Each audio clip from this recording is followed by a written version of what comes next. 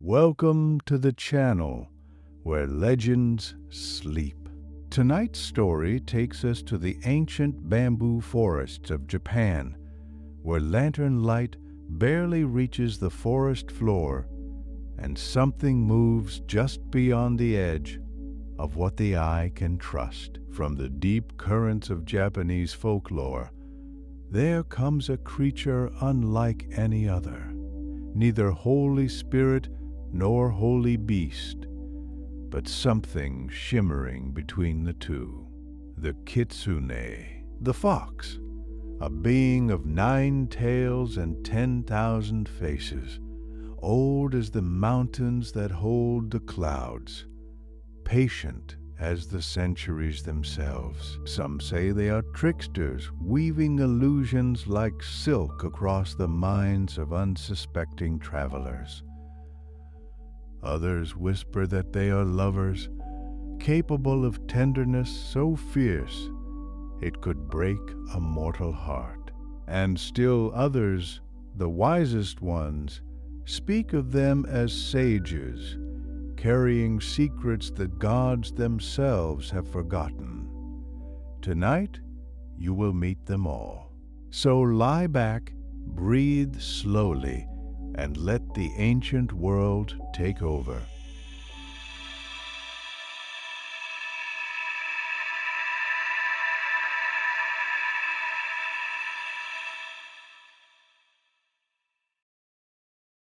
There is a place where the forest grows so thick and so old that the trees themselves seem to breathe, where morning mist does not burn away with the rising sun but lingers softly between the cedar trunks like a thought half remembered. This is the forest at the edge of things, not quite the world of gods, not quite the world of people, and it is here in that hushed and ancient in-between that our story begins. Long before the first village was built, before the first lantern was lit along the first mountain road, Japan was a land still finding its shape. The islands had only recently risen from the sea, coaxed upward by the jeweled spear of Izanagi and Izanami, the first parents who stirred the waters of creation until solid earth appeared beneath the foam. The mountains breathed. The rivers ran so clear they had no color at all, and the gods moved through everything, through the stone and the rain, through the camphor trees and the cresting waves, filling the world with presences that had no need of names. Among all the living things that wandered through those earliest days, the fox was already there, small and amber-eyed, quick and very quiet. The fox moved along the margins of the world with a particular kind of attention, pausing where other animals fled, sitting still where others ran. It watched the way the light moved. It listened to the way the wind changed before a storm. And slowly, over centuries more vast than any human mind can easily hold, some of those foxes began to remember what they had seen and heard. They began to hold knowledge the way still water holds a reflection, clearly, faithfully, and from unexpected depth. The people who came to settle those mist-wrapped islands noticed this quality in the fox. They saw how the creature appeared at the edges of clearings, watching with eyes that seemed older than its body. They found fox tracks circling the bases of sacred trees, as though the animal had been making its slow pilgrimage through the night. There was something about the fox that felt like it belonged to a different order of things, not the order of wolves or deer or mountain bears, but something quieter and stranger, something that had learned to move between what was visible and what was not. And so, in the way of all old peoples who pay close attention to the world around them, the Japanese began to tell stories about what the fox truly was. In the cosmology of Shinto, the faith that grew from the soil of those islands like moss grows from stone, the world is woven through with kami, spirits and presences that inhabit all living and unliving things. A great mountain is a kami, a rushing waterfall is a kami. The old plum tree in the courtyard of a temple holds within it something that deserves reverence, that has its own dignity and its own slow purpose. The world, in this understanding, is not divided cleanly between the sacred and the ordinary. The sacred runs through everything like water through rock, and certain creatures live closer to that current than others. The fox was one of those creatures. The Kitsune, for that is the word, the name given to these fox spirits, a word that rolls from the tongue like water over a smooth stone. The Kitsune were understood to exist in a way that was neither wholly of the divine world nor wholly of the earthly one. They were liminal things, threshold dwellers, at home in the places where one world shaded into another. The edge of the forest where it met the rice field, the hour before dawn when the night has not quite released its hold, the moments of human life when everything certain becomes uncertain, illness, grief, love, dream. These were the places where a kitsune might appear, sitting very still, watching with those amber eyes that gave nothing away. It was said in the oldest tellings that a fox became a kitsune not through any sudden transformation, but through time alone. A fox that lived long enough, that watched the world with enough patience and accumulated enough of the world's invisible wisdom, would gradually change. Something in its nature would deepen and shift. It would begin to do things ordinary foxes could not do.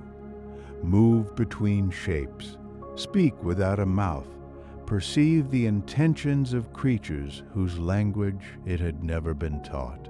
The world's mystery had seeped into it the way rain seeps into deep soil, and what emerged was something new, or perhaps not entirely new, perhaps just more fully what the fox had always quietly been. The mist shifts in those ancient forests. A cedar drops its needles without sound.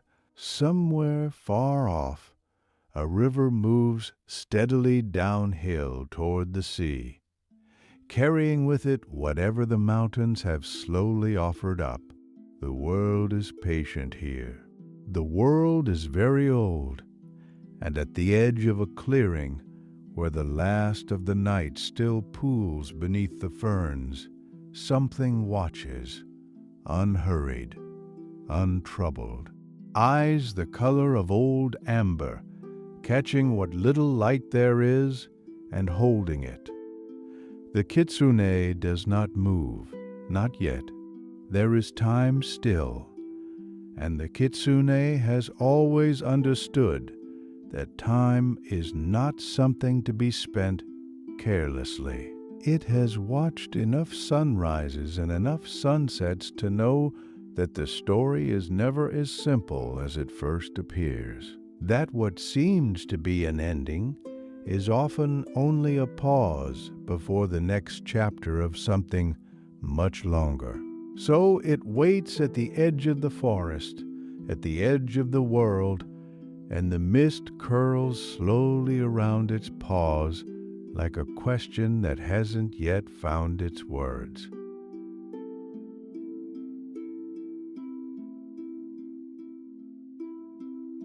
And the question, as questions so often do, eventually found its way into the world of people. It is one thing to wait at the edge of the forest.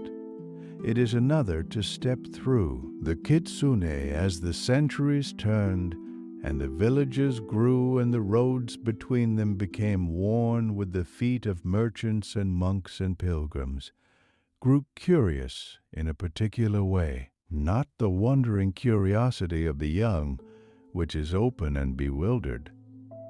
Something more deliberate than that, something almost like hunger, though not for food, a hunger to know what the humans knew, to feel what they felt, to walk among them and understand why they built their little fires against the dark and told each other stories and wept and laughed and prayed. So they learned to change. No one knows, or at least no story agrees, exactly how a fox first slipped into a human shape. Some tales say it was Inari who granted the gift. Others say the foxes simply watched human beings for so long, so carefully, that one morning a particularly old and patient Kitsune sat very still at the wood's edge, held the image of a person in its mind, like a flame cupped between two hands, and simply became one, quietly, without ceremony. The way water becomes ice, the same substance transformed. What is certain is this: once they learned, they practiced. And once they practiced, the villages were never quite the same. The first sign was always small, a merchant who sold silk on the eastern road and who quoted prices that made no sense, too low one day, impossibly high the next, his eyes catching the firelight in a way that made the buyer blink and look again. A monk at a mountain temple who gave pilgrims blessings in an old dialect that no living person should have known, whose sandals, if you happened to glance down at the wrong moment, left no marks in the mud. A young woman seen at dusk near the rice paddies, her hair loose, her laughter carrying across the water in a way that seemed to come from everywhere and nowhere at once. The villagers learned to notice these things.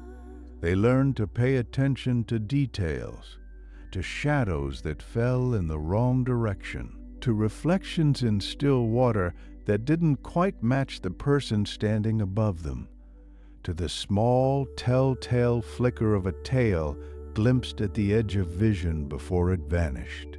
They taught their children these signs the way they taught them everything else worth knowing, beside the fire in the slow hours after supper, with a voice kept low and careful. But here is what those stories also taught, and what is easily forgotten in the retelling. The Kitsune rarely meant harm.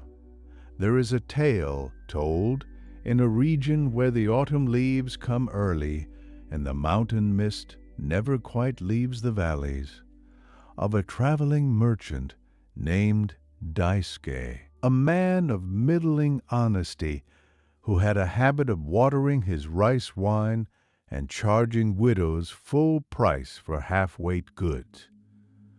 One autumn evening, Daisuke came to a village inn and found it already occupied by a fellow merchant, a man with a wide smile and clever eyes, who offered to share his table and his supper, and who, over the course of the meal, gradually, gently, in the most pleasant possible way, talked Daisuke into a series of trades that left him with a pack full of worthless cloth and a contract he had signed but could not quite remember signing.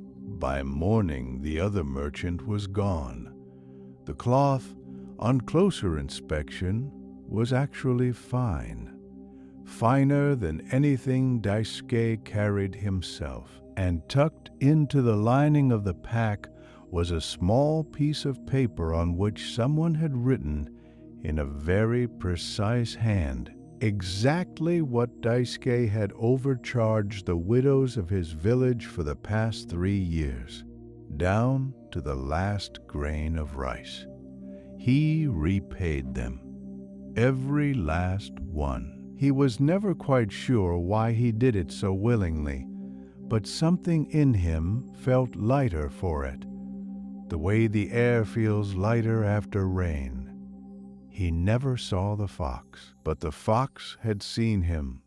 This was the shape of Kitsune mischief, more often than not cruelty, not destruction. Something more like a mirror held up at an unexpected angle, so that the person looking into it suddenly saw something they had been carefully avoiding. A theft that turned out to be a lesson. A deception that led, by a strange and winding road, toward a truth. Some tricks were gentler still, almost fond. There are stories of foxes who spent weeks haunting a particular crossroads, appearing to lost travelers in the shape of a helpful local who pointed them down exactly the right path, asked nothing in return, and then vanished so completely that the traveler only realized what had happened when they arrived safely home and described their guide to someone who told them, with a slowly widening expression, that no one of that description lived anywhere nearby.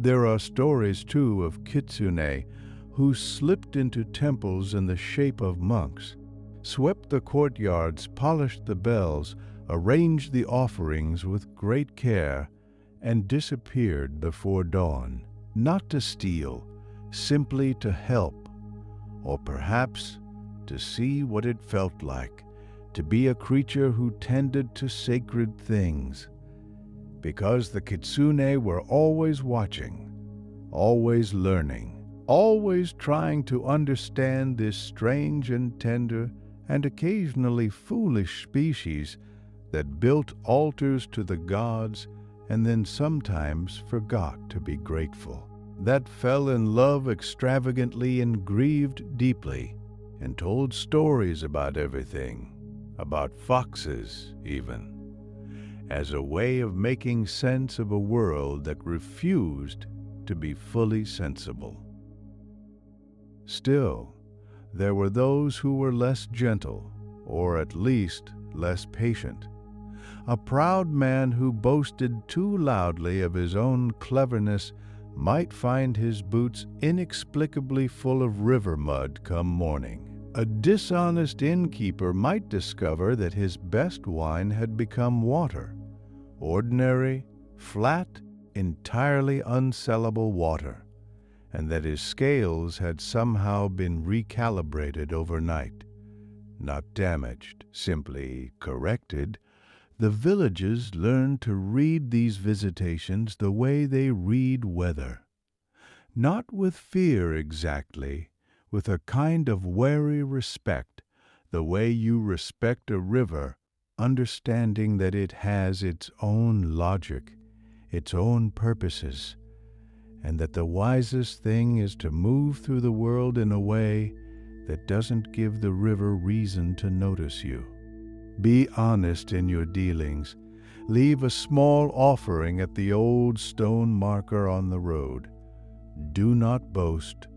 Do not cheat. Do not assume that because the forest is quiet, nothing in the forest is listening, because something always was.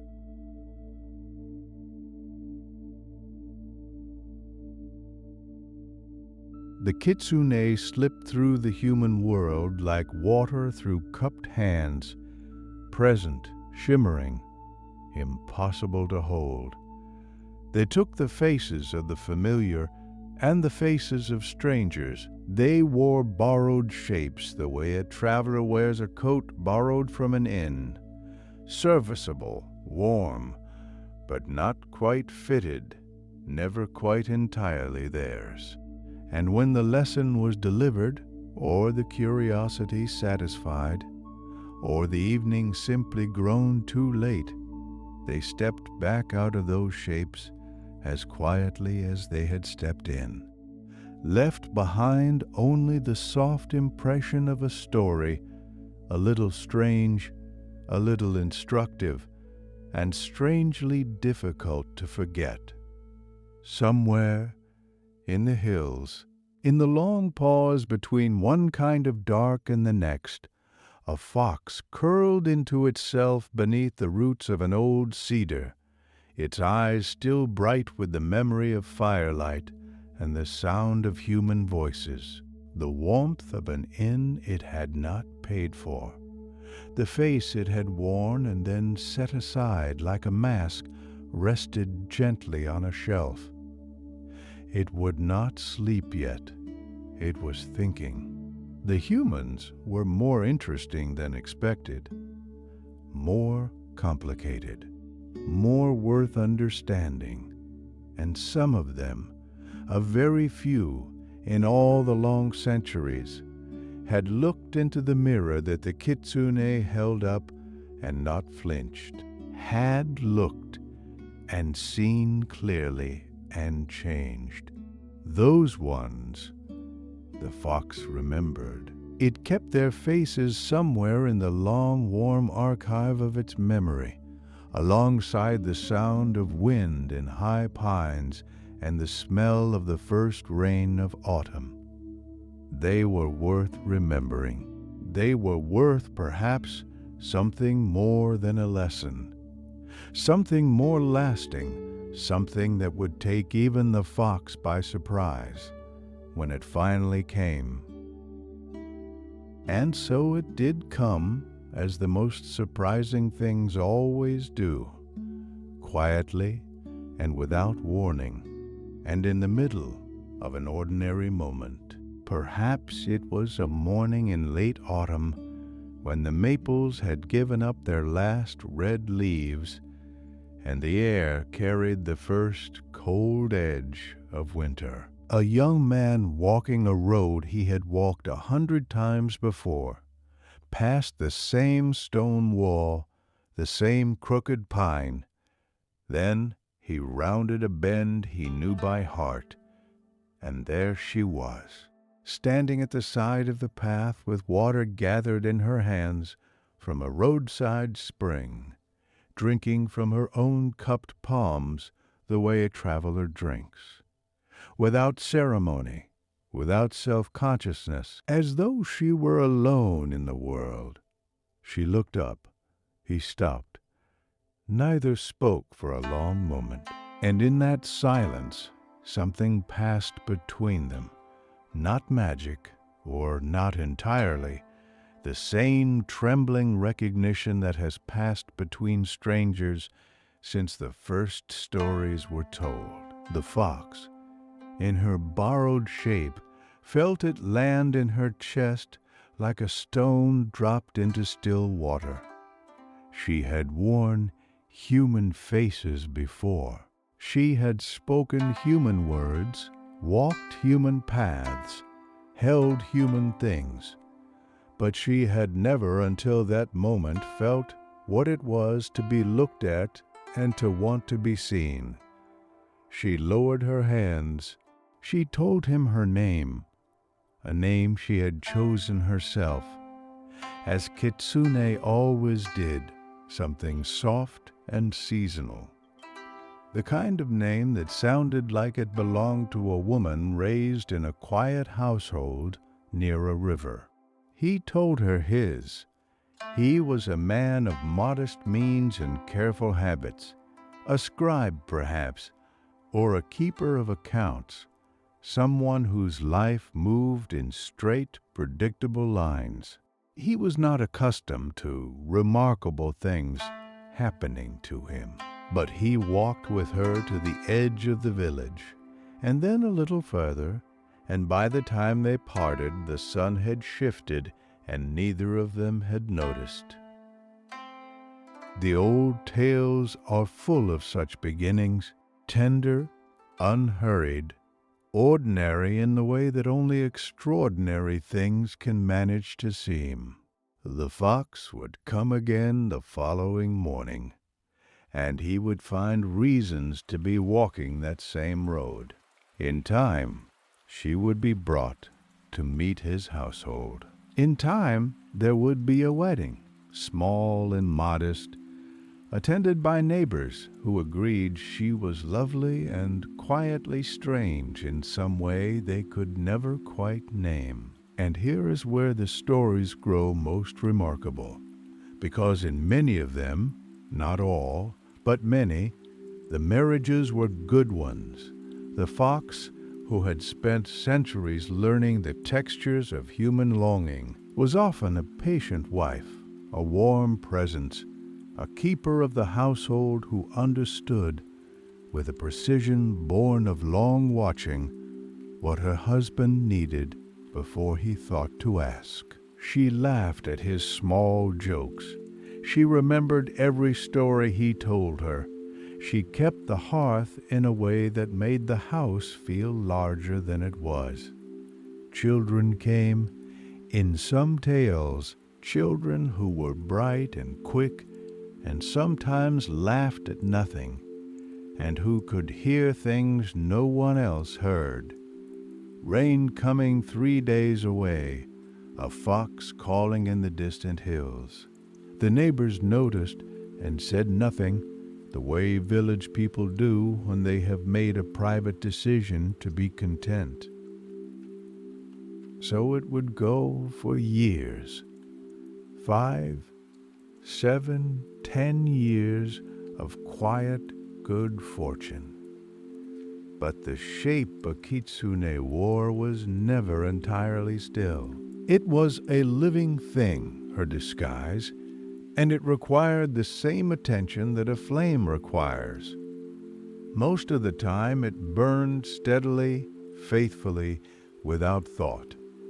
Yet there were moments, a high fever perhaps, or a dream too vivid to contain, or a moment of sudden fright, a dog barking from nowhere in the dark, which foxes have always feared more than they care to admit. In such an unguarded instant, the shape would slip just slightly, just for a breath. A shadow on the wall that did not match the woman casting it. A reflection in still water that held the wrong face for just a heartbeat before the right one settled back into place. And someone would see it.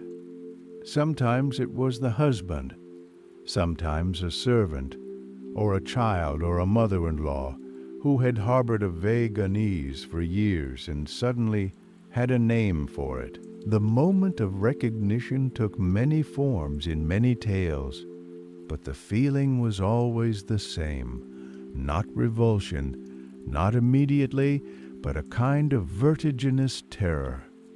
The world tilting under the feet, everything that was solid suddenly asking to be reconsidered. What happened next depended on the man, and on the marriage, and on the particular weight of love that had grown up between them. There are stories where the husband turned cruel, where he drove her from the house with hard words, or called the neighbors, or did worse. Those stories exist, and they are honest about what fear can do to a person who has not yet found the better part of themselves. The fox left those households without looking back, slipping into the tree line as silently as she had come, carrying nothing. She had owned nothing, after all. Only the years. But there are other stories, and these are the ones that have been told more gently, around lower fires, in the last hours of night. In one such story, a man saw his wife's shadow fall wrong across the shoji screen. One winter evening, he sat very still for a long time. Then he poured 2 cups of tea and called her name, and when she came, he handed her a cup and said nothing at all. And they sat together in the warmth of the room while the cold settled over the garden outside. He never spoke of what he had seen. She knew that he had seen it. They lived together for many more years, and when their children asked about their mother in her old age, they said she was the kindest woman they had ever known, and they were not wrong. In another story, the revelation came not from fear, but from tenderness. A husband who, in a moment of great love, reached to tuck a strand of hair from his wife's face and felt, just for an instant, the shift of something beneath his fingers, some warmth and wildness that was not quite human. He drew his hand back slowly. He looked at her. She held his gaze with eyes that were steady and dark, and held in them a depth that had no comfortable bottom. He said very quietly, "I don't mind." And she believed him, which was perhaps the braver thing. But even in the gentlest of these stories, the ending was almost always the same.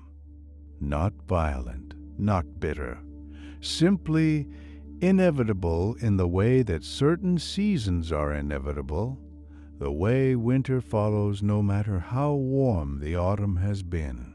Because the fox was not human and could not finally remain, the world between worlds would call her back, some shift in the wind, some pull as old as the hills she had first learned to run across before anyone was there to see her. Or perhaps it was simply that the shape she wore would grow tired, the way all performances grow tired, even the beloved ones. The love was real. That was never in question in the better stories. But there are kinds of longing that love cannot finally resolve. She would leave before dawn most often, while the house was still and her husband slept with his face turned toward where she had been lying. She would stand in the doorway for a moment, looking back at the shape of him, at the life they had built room by room, season by season. Then she would step out into the dark. On the doorstep, or tucked beneath a stone by the garden gate, or folded into the sleeve of a robe she left behind, a poem, always a poem, written in a hand so precise and lovely that her husband would keep it for the rest of his life, long after the paper had softened and the ink had faded to gray. The poems were different every time, but their feeling was the same. They spoke of love without regret. They spoke of gratitude. They asked nothing and forgave everything, and said farewell in language so clear and so tender that the men who read them often wept, not from grief alone, but from the strange sweetness of having been loved, however briefly, by something they would never fully understand. And in the cold air of the garden, if a man stepped outside holding that poem and looked toward the tree line, he might catch the last flicker of a pale shape moving between the dark trunks, a brush of fur at the edge of sight, then nothing, only the trees. only the morning coming slowly over the hills, and the scent, faint and wild and fading, of fox fur in the cold air. But not every fox disappeared into the tree line and was lost to the world. Some remained, some endured, and in the enduring, something changed. The oldest stories say that a Kitsune who lived through 100 years would feel it happen quietly, without ceremony, a slow warmth moving through the length of its spine, gathering at the base of its tail, and then, one still morning, a second tail would be there where there had been only one. No pain, no sound, just the soft weight of it, trailing behind in the dew-wet grass, and a deepening of something that had already been growing for a very long time. Wisdom, the stories say. Not cleverness. A Kitsune had always possessed that. Not the quick, bright cunning that could reshape a face or whisper the right word into the ear of a sleeping merchant. Something older and slower than cleverness. Something that came only from having watched enough seasons turn, enough rivers change their courses, enough human hearts break and mend and break again. With each new century, another tale. With each new tale, a greater knowing. At 3 tales, a Kitsune could hear the intentions behind spoken words, the way a musician hears not just the note, but the breath that formed it. At 5 tales, it could move between the visible world and the one that lies beside it, the pale half-world of spirits and thresholds, as easily as a person steps from a lit room into the dark of a garden. At 7 tales, even the weather was not entirely beyond its influence. A long drought, a ruinous flood, a 7-tailed fox had learned to read the deep grammar of the sky, and in rare cases to speak a word or two of it. But 9 tales was something else entirely. A 9-tailed fox had lived, by some reckonings, for 1,000 years or more. It had outlasted kingdoms. It had watched cities rise and the forests reclaim them. It had walked through more human generations than any single person could count back along a family line, as though the fox had been present at the founding of the very oldest shrines, had seen the first ropes of braided straw hung across stone doorways to mark a sacred place from an ordinary one. In that time, it had moved beyond the territory of mischief and beyond the territory of private longing. It had become something that could scarcely be called an animal any longer. Its fur, the stories agree, was white, not the ordinary white of winter or old age, but a luminous white, like the sky just before the sun clears the horizon, full of light before the light has fully arrived. To see one was not merely to feel wonder, it was to feel seen in return and assessed and found, perhaps, worth a moment of regard. Such a fox served Inari. Inari is old, old in the way that rice is old, in the way that the hunger that rice satisfies is old. The god of the harvest, of abundance, of the fertility that moves silently through soil and season. Inari was never entirely one thing, never fixed in a single form. Sometimes Inari appeared as an old man carrying sheaves of grain, walking the paddies at dusk.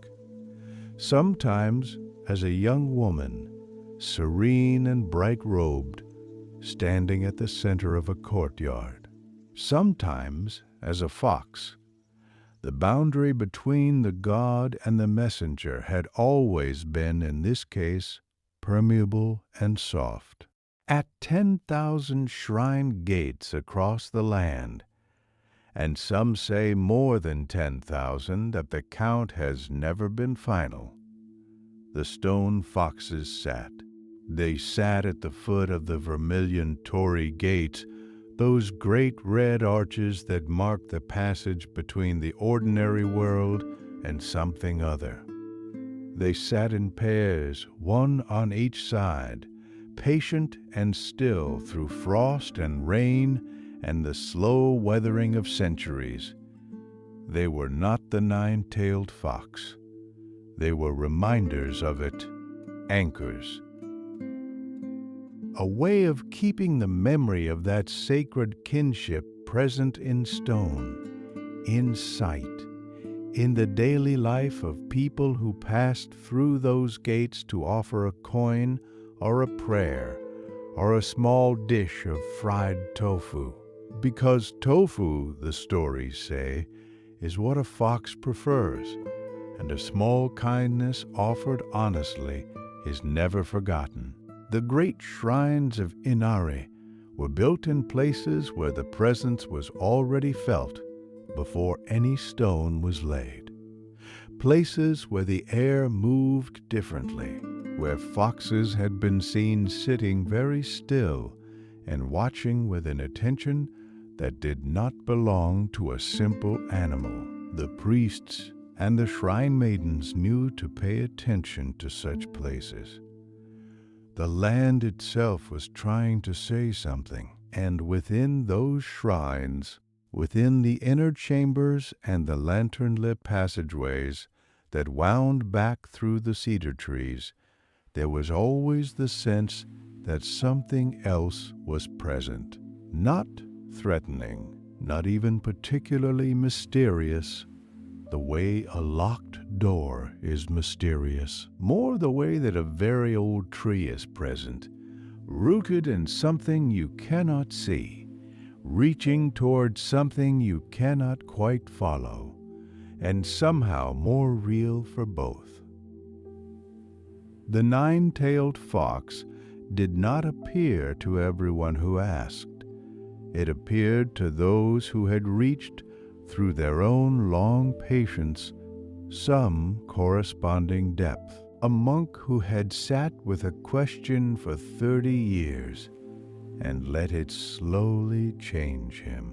A farmer who had tended the same terraced field through flood and drought without bitterness had spoken to the soil as though it could hear, and had eventually come to believe that it could. A child who had not yet learned to close off the part of the mind that remains open. What the fox offered in those rare encounters was not always clear, even to those who experienced them. A feeling of having been held inside a very long perspective, the way the world might look from a mountain high enough to see the curve of the horizon.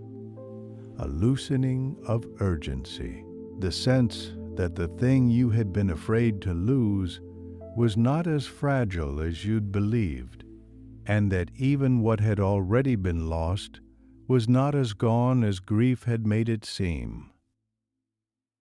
Some who saw the nine-tailed fox could not speak of it afterward, not because of any prohibition, but because the words that were available to them simply could not carry what they were trying to say.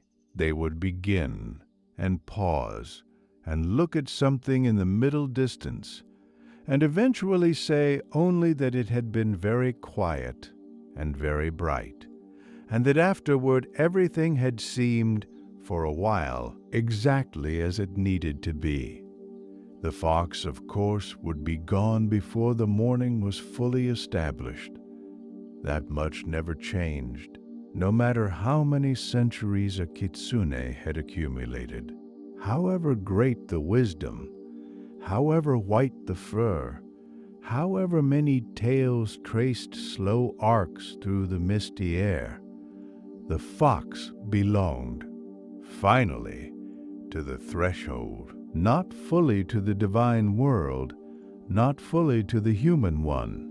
Perhaps that was the deepest part of its wisdom, to have lived so long and so deeply in the space between things, and to have found that the between space was not a lack, not an incompletion, but a place of its own, luminous and strange and quietly, endlessly sufficient. The vermilion gates stood open through the night, as they always did.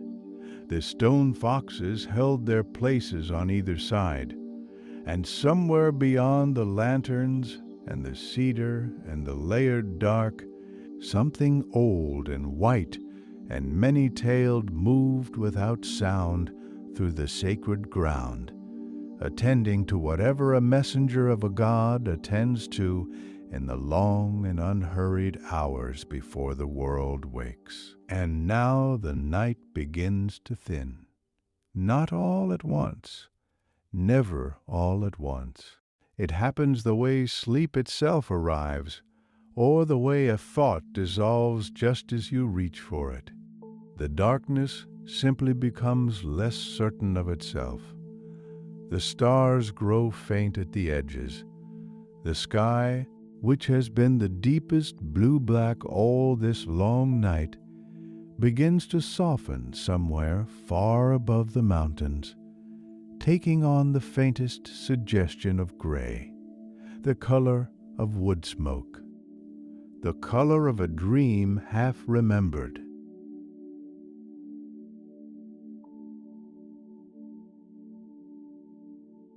This is the hour when the Kitsune retreat.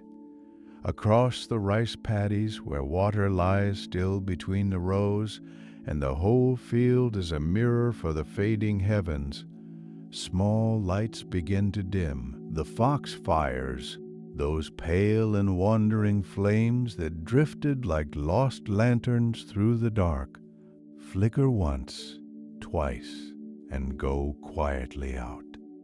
Not with drama, not with any ceremony.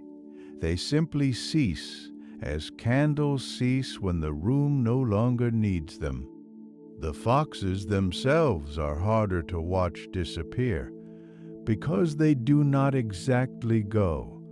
They become the morning. A russet shape slips between the stalks of bamboo at the field's edge and is gone before the eye can follow.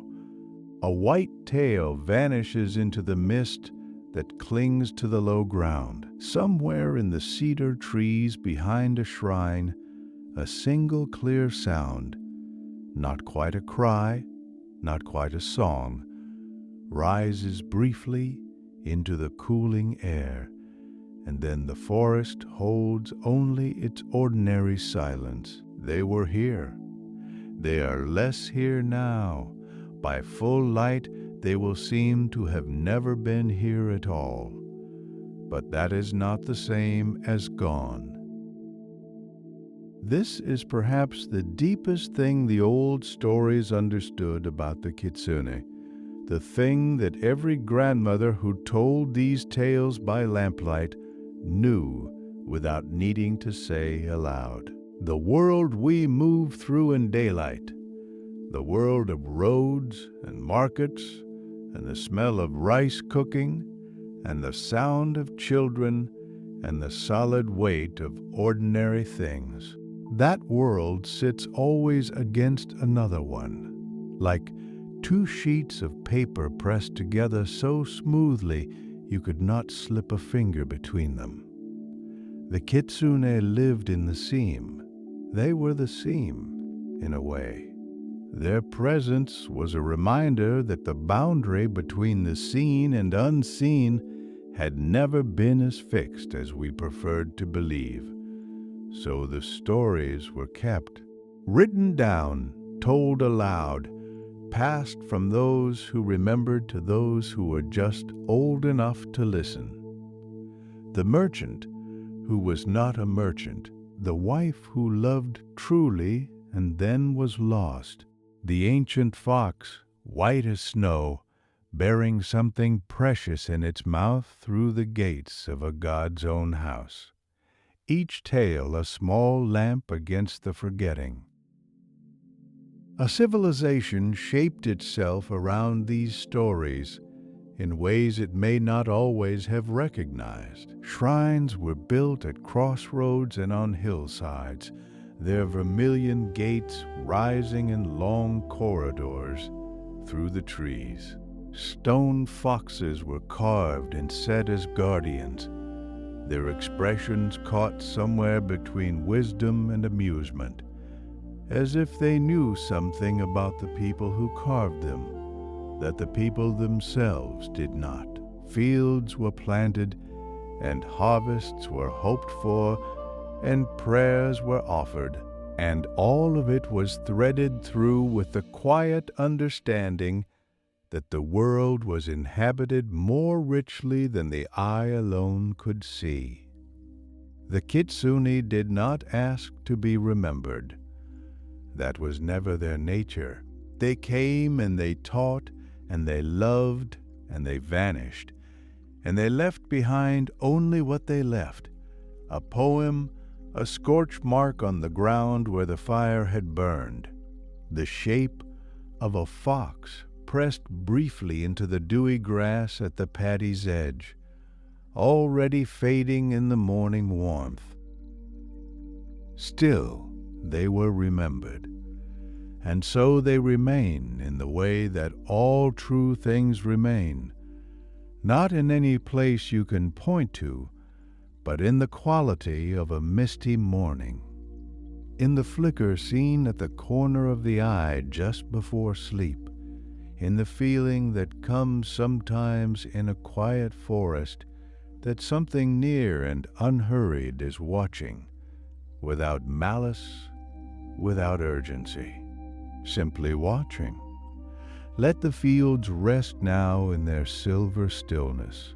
Let the shrine gates stand in the early light. Let the stone foxes hold their patient vigil in the cedar-scented air.